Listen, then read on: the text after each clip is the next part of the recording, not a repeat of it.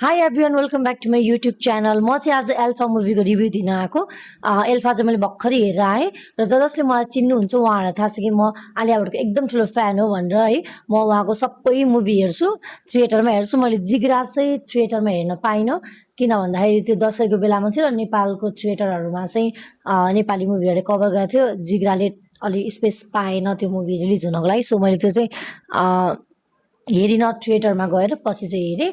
अनि कस्तो छ भन्दाखेरि मुभीको चाहिँ इन्डियाको मुभिजको स्पेसली आलिया भट्टको चाहिँ प्रायः जस्तो ट्रोलमै जान्छ। अनि ट्रोल गर्दा गर्दा चाहिँ के हुन्छ भन्दा मुभी राम्रो छैन भन्ने धेरै आउँछ कि पर्सपेक्टिभ चाहिँ। मैले जुन चाहिँ ओभर द इयर हेर्दै आइरहेको छु, गङ्गुबाई नि त्यस्तो भयो, ब्रह्मास्त्र, अनि त्यसपछि रकी रानी, सबै मुभीहरूमा त्यस्तो छ कि। अनि जिग्रा पनि त्यस्तो वान अफ दमा पर्यो होइन।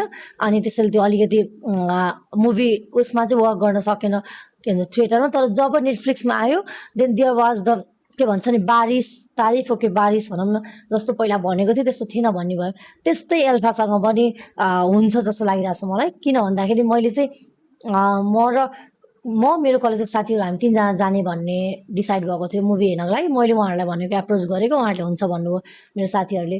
अनि एकजना साथी बिरामी भयो, ऊ आएन। म र अर्को एकजना साथी सुजु, जुन चाहिँ मेरो कतिवटा भिडियोहरूमा पनि छ, हामी 2 जना गएको थियौँ।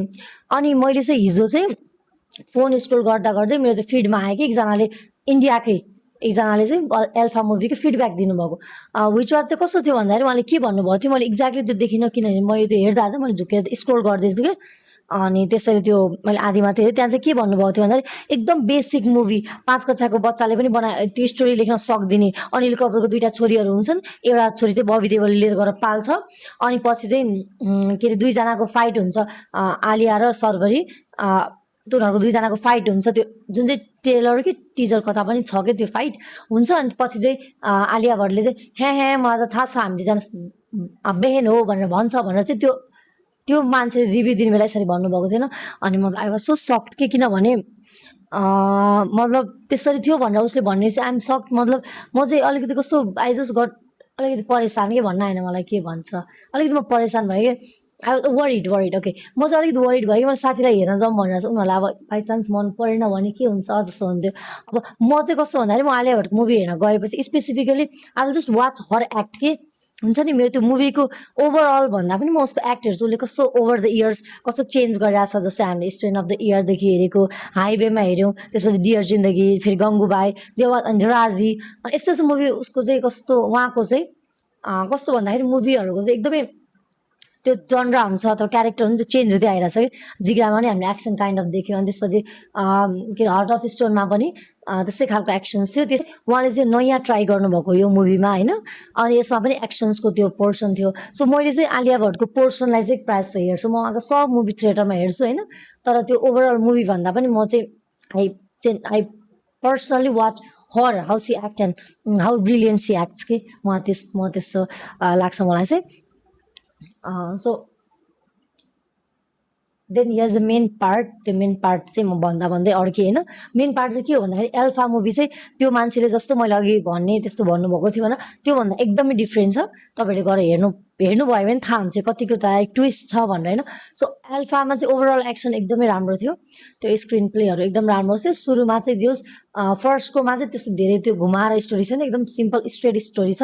त्यो चाहिँ अलिकति लाइक ट्रेजिक भइदियो, एज युजल ट्रेजिक हुन्छ नि प्रायः जस्तो मुभीमा घुमाएर भनेको हुन्छ। पहिला सुरु चाहिँ त्यो मेन अहिले करेन्टको देखाउँछ, पछि पहिला यस्तो भएको थियो भनेर देखाउँछ, त्यस्तो खालको भइदियो हुन्थ्यो जस्तो फिलिङ भएको थियो। अनि र मेन चाहिँ अलिकति मैले यसमा लाइक हुनुपर्ने जस्तो लागेको चाहिँ ऋतिक रोशनको चाहिँ एकदमै कम प्ले छ होइन। उहाँको चाहिँ अलिकति धेरै प्ले भएर अनि सर्वरी, आलिया अनि ऋतिक रोशन उहाँहरूको चाहिँ एउटा गीत भइदिएको भए चाहिँ अलिक राम्रो हुन्थ्यो। म्युजिकहरू छैन खासै, 2टा कि 3टा छ। एउटा चाहिँ अलिकति कस्तो पन्जाबी ल्याङ्ग्वेज हो कि कुन ल्याङ्ग्वेजमा छ, सर्वरीको छ त्यसमा चाहिँ। अनि अर्को चाहिँ त्यही टाइम चाहिँ अलिक कम छ म्युजिक र अनि ऋतिक रोशनको अलि धेरै रोल भइदिएको भए चाहिँ it would have been the more amazing movie. मेरो पर्सनली त I really love the movie. त्यो जस्तो त्यो भनौँ ट्विस्ट थियो, everything all that was very phenomenal. अनि प्लस लेडिजहरूको चाहिँ actions that was amazing to watch. So you should watch and you have to recognise. अनि र मेन पोइन्ट चाहिँ के भन्दाखेरि चाहिँ when you watch the movie you have to feel the character कि। त्यो क्यारेक्टरले चाहिँ कस्तो रोल प्ले गरिरहेको छ त्यसमा चाहिँ त्यो हरेक क्यारेक्टरको तपाईँहरूले फिल गर्नुभयो भने बल्ल मुभीलाई चाहिँ अझ यु विल इन्जोय इट। र कसैको मुभी अथवा कसैको मेहनतमा त्यसरी अब फ्याक्ट यस्तो नराम्रो यस्तो भन्नुभन्दा पनि केमा चाहिँ इम्प्रुभ गर्नुपर्छ भनिदियो भने चाहिँ द्याट वुड बी बेस्ट होइन। जस्तै कुनमा चाहिँ कुन एस्पेक्ट आफूलाई कम लाग्यो त्यो भनिदियो भने चाहिँ राम्रो हुन्छ। Yes, thank you for watching and please do watch Alpha in the theatre and let me know your thoughts in the comment box.